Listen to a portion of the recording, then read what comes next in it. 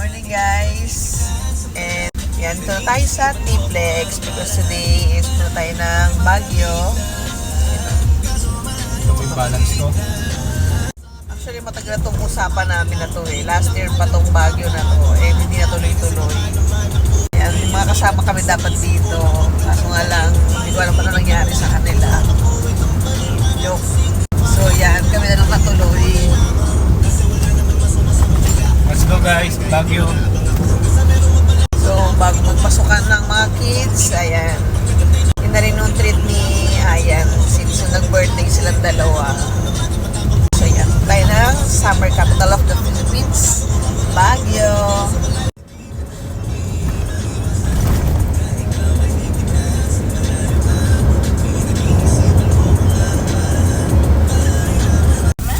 So, dito na kami sa may dulo ng T-Flex and sa pasimula ng La Union. So, nag-stop over na kami para mag-CR. And, paakit kami ng Baguio. Masanay tayo dito. So, dito kami dumaan. Hindi kami nag-Cannon Road kasi mas, namin dito mas kabisado namin yung daan dito kaysa sa Cannon Road. So, yun lang. Yan. So, dito na kami sa Baguio and, since 12:30 PM na, so maghanap kami ng makakainan. So, dito kami sa tapat ng Volante kaso nga lang walang parking. So, try namin mag-antay. Ayan yung Volante sa unahan diyan. Ayan. Tabi ng Rai Park.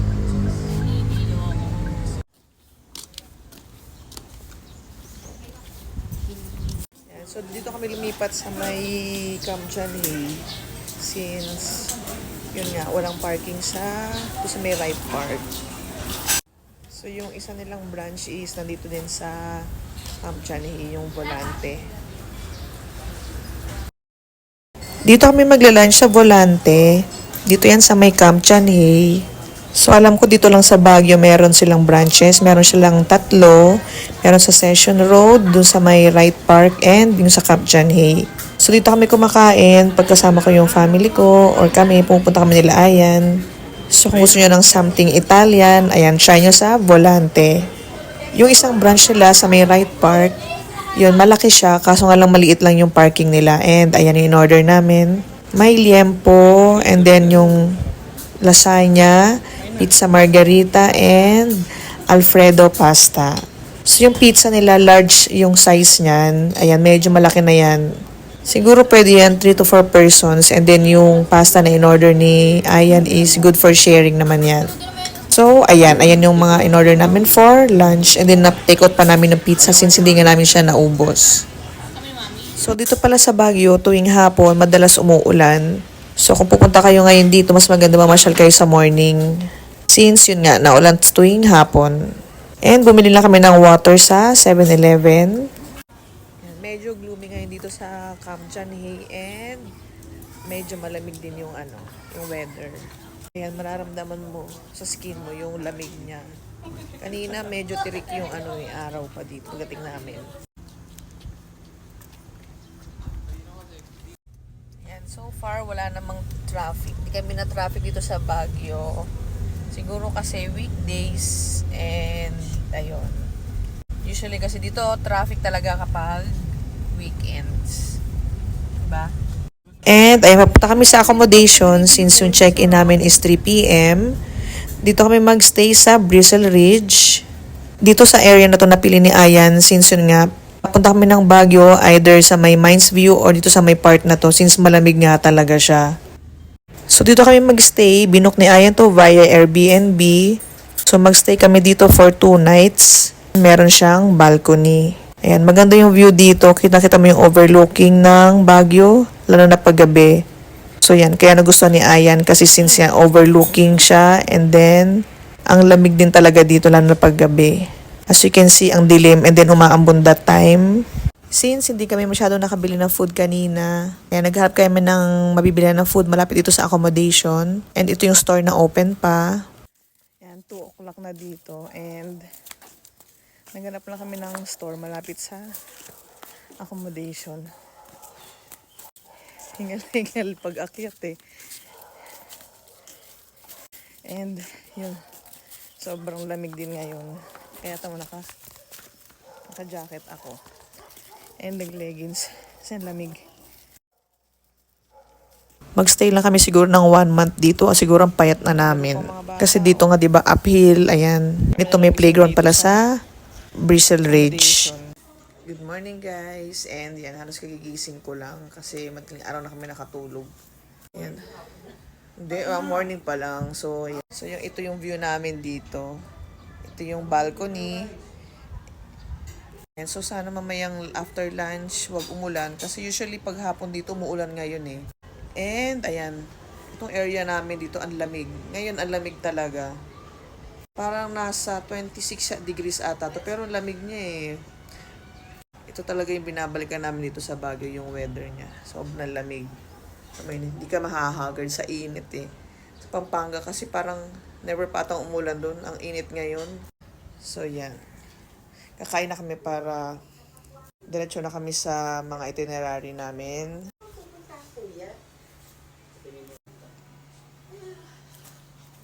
So yun, kakain muna kami guys.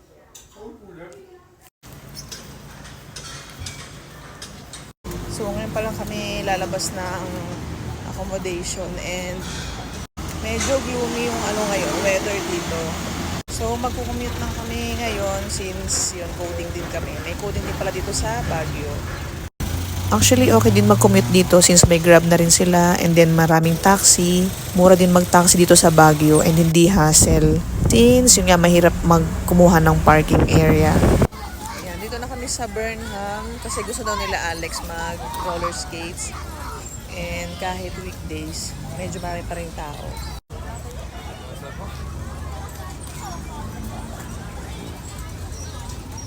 And ang daming tao dito sa sa mga nagbabike.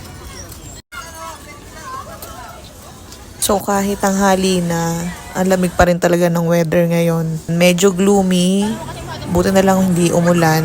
So yan, mag-roller skates silang tatlo. Actually dati papunta namin dito, nag-roller skates na rin sila. And then yan, yung mga rates, pwede nyo rin i-try dito pag pumunta kayo ng Baguio. Kami sa rain, mag-skates yung tatlo. And since hindi ako marunong mag-skates, yan. So nagbantay lang ako ng gamit nila.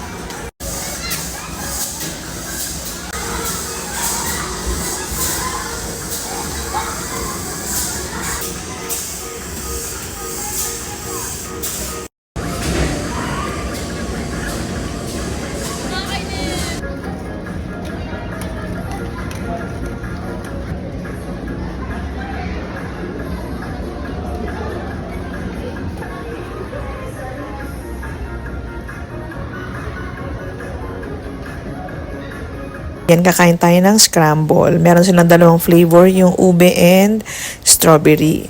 So dito, di ka magugutom sa Burnham dahil marami pwedeng bilhan ng food. Marami tong pika-pika. Ayan, yung mga pwede nyo mabili dito. Kahit tanghaling tapat na yan, sobrang lamig pa rin. And ang dami rin tao ngayon dito sa may Children's Park and sa Burnham Park. So ngayon, sa naman kami ngayon, punta kami ng Session Road. Dadaan kami dun sa may Victoria Bakery. So from Burnham, lalakad na kami to Session Road, siguro mga 15 minutes. So ayan, dito na tayo sa Session Road. Ang saya maglakad dito kasi hindi ka nga mahuhulas dahil ang lamig. Kaso nga lang, yun nakakahinga lang talaga dahil mostly uphill talaga dito. Ito yung isa sa mga murang pasalubong dito sa Baguio, yung cream puff nila. Kaso nga lang, ayun, ang aga na sold out. So bumili lang kami ng ibang bread. And malapit din dito yung Ililikha, so dinaanan na rin namin siya. So pag nasa Baguio kayo, daanan nyo rin tong Ililikha. Maganda dito. Meron sila ditong Honesty Flower Shop.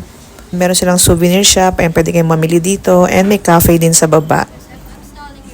Actually, first time din namin dito sa Ililikha Artist Village. Para siyang malaking eco art complex owned by film director Eric Digia, aka Kidlat Tahimik. May mga cafe. Pwede kayong kumain dito since may mga cafe sa loob. Galing kami kanina sa Victoria Bakery. Bibili sana kami ng famous cream puff. Kaso nga lang, sold out na siya, 4 p.m. So yun, bumili na lang kami ng ibang bread sa Victoria. Tapos dumaan kami sa may Ililikha Artist Village. After Ililikha, babalik kami ng Burnham. Since doon din malapit yung restaurant na binabalikan namin dito sa Baguio. Good morning guys, this is our last day and check out na kami later dito sa accommodation. Ayan, nagre-ready na kami and magbe-breakfast. Magbe-breakfast muna kami and ayan, naayos na namin yung unit.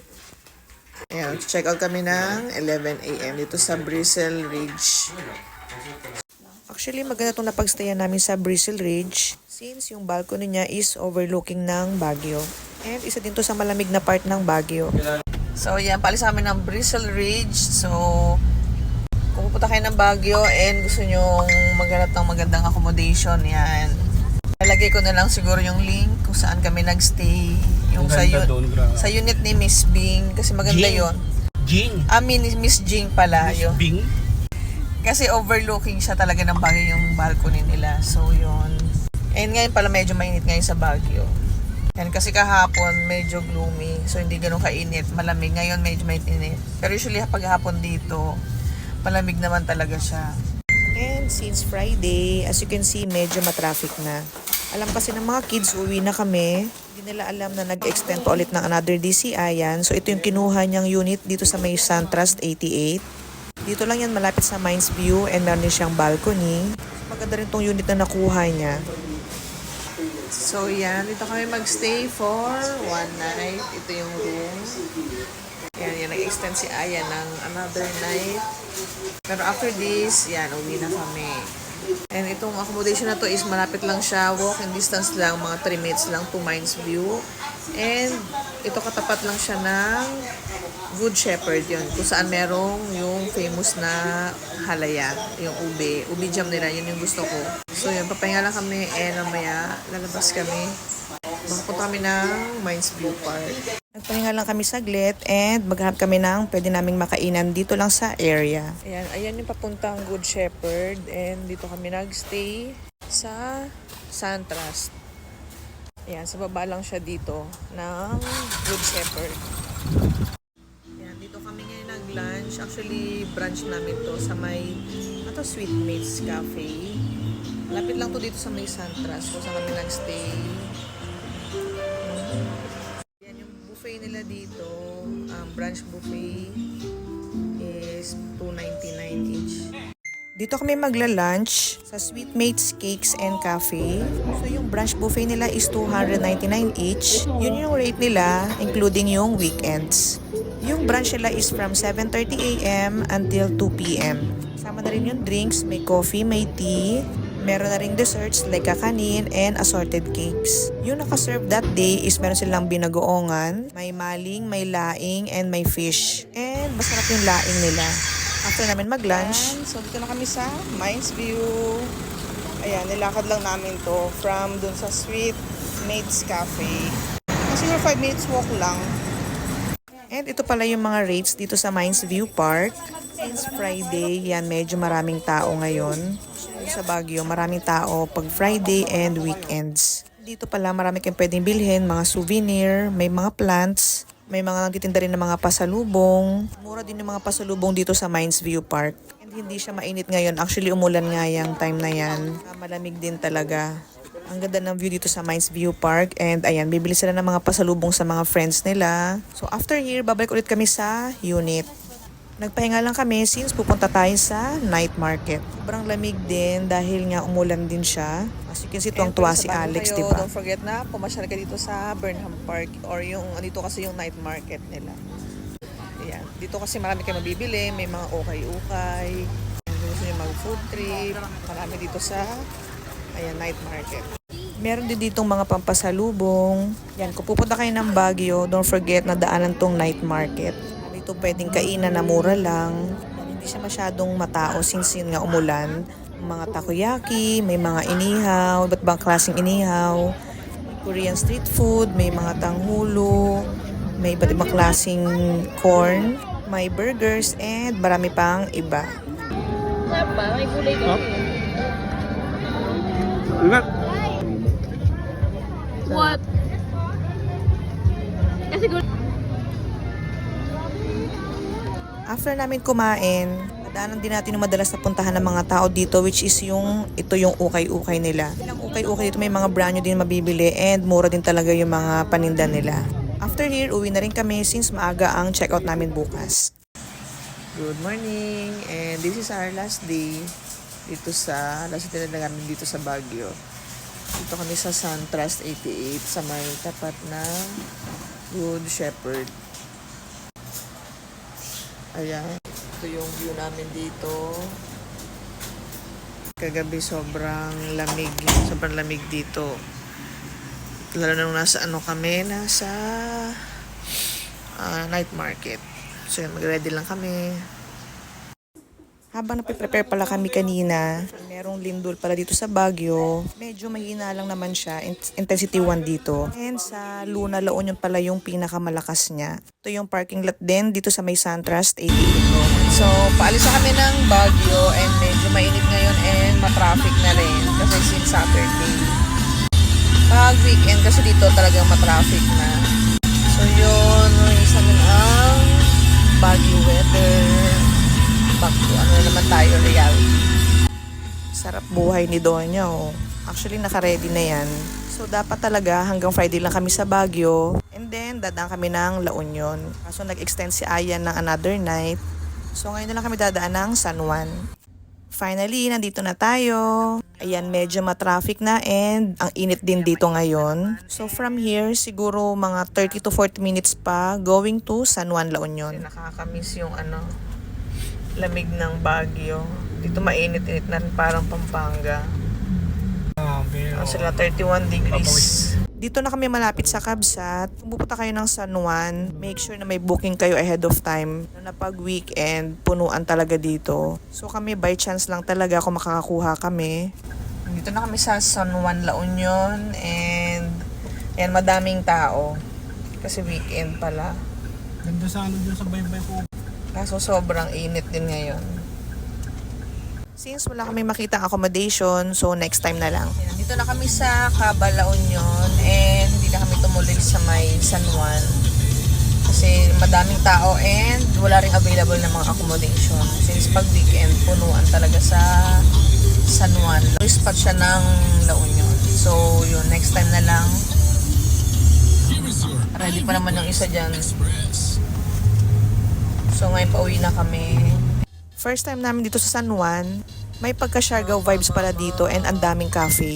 Hey guys, dito na kami sa T-Plex and kasi nag-stop over kami sa may end ng T-Plex kanina para magpahinga na rin kami. Kasi ilang oras na kami nakaupo.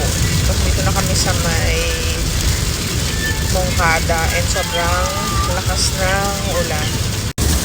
So, next time na lang kami maglala Union and medyo nakakatakot din since dun nga yung center ng lindol kanina.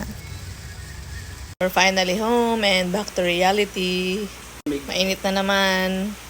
So, yun lang guys. Bye!